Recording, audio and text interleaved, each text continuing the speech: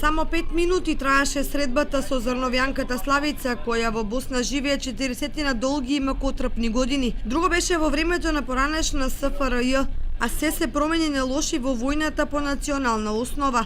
Незините 4 години поминати во воените действија се долга и потресна приказна. За неја ќе зборува кога ќе дојде во Кочани, а на оваа неколкуминутна средба сакаше само да ги поздрави најблиските и да каже дека во срцето го носи родниот крај и дека носталгијата не поминува. Живее во Сараево додека војната не започна. Кога војната започна, избегнах во шумата, без 4 години на првата линија, на војната линија. Борех се како борец и тоа ми е признато ми е тоа право за како борец прва категорија.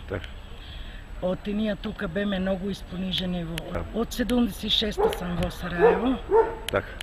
Сега со момчето имах свекрва и свекор, ми помина. Со момчето живеаме во едно српско место, Трново се вика, 23 км од Сараево. Има ли други македонци овде? Има, ама сите се во српскиот дел, слабо има во Сараево. Сите зрновјани, мајка ми, сите зрновјани, и Кочани, и цела Македонија. И многу патам за Македонија и ќе ве молам, бидете паметни, не дозволете да биде војна во Македонија.